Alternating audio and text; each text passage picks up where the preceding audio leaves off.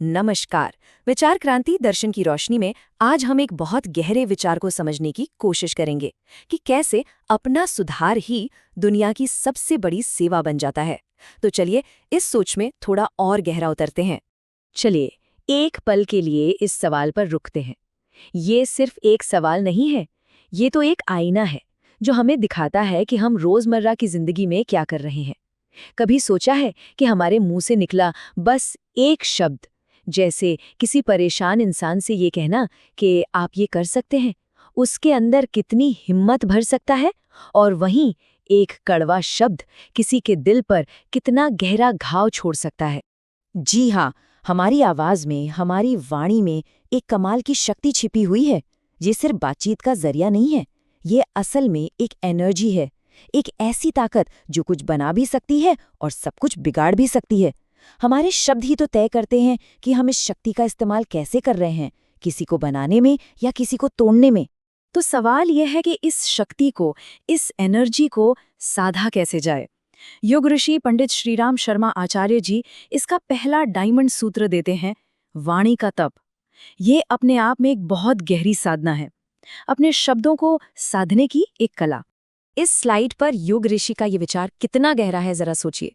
वो समझाते हैं कि फालतू की बातें, जैसे कि बेवजह शिकायतें करना या इधर-उधर की बातें, ये सिर्फ हमारा वक्त बर्बाद नहीं करती, बल्कि हमारी जीवन शक्ति, हमारी लाइफ एनर्जी को भी खत्म कर देती हैं। और दूसरी तरफ सोचे समझे मतलब भरे शब्द हमारे व्यक्तित्व को, हमारे पर्सनालिटी को मजबूत बनाते हैं। तो इस तप को साधना कैसे है?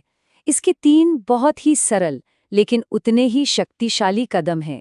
पहला, कम बोलें, बस उतना ही जितना जरूरी हो ताकि हमारे शब्दों में वजन आए।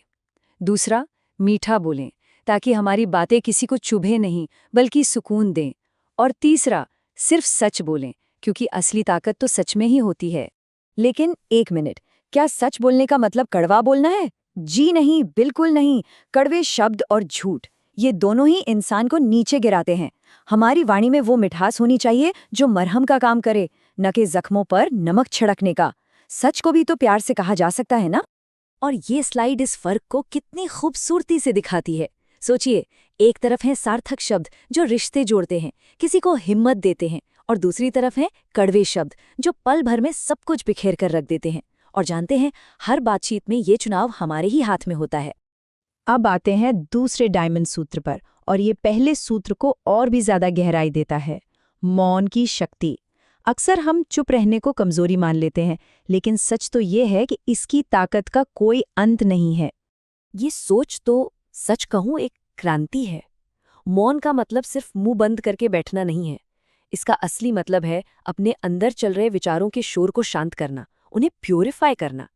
जब अंदर शांति होती है ना, तो बाहर जो शब्द निकलते हैं उनमें अपने आप एक वजन, एक तेज आ जाता है। तो साफ है, मौन का मतलब खालीपन नहीं है, ये एक प्रैक्टिस है, अपने मन के विचारों को शुद्ध करने की प्रक्रिया।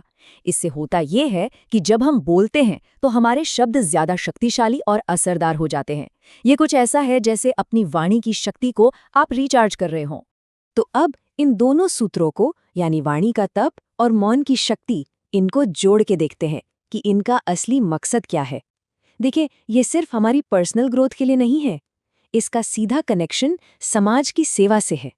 जब हम अपनी जुबान पर, अपनी वाणी पर काबू पा लेते हैं ना, तो इसका असर फौरन दिखने लगता है।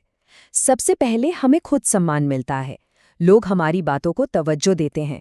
धीरे धीरे हमारे चरित्र का निर्माण होता है, और ऐसे ही अच्छे चरित्र वाले लोग मिलकर एक बेहतर समाज की नींव रखते हैं। और बस यहीं आकर हम इस पूरी चर्चा के, इस विश्लेषण के दिल तक पहुंच जाते हैं। दुनिया को बदलने की शुरुआत कहीं बाहर से नहीं, बल्कि खुद को बदलने से होती है।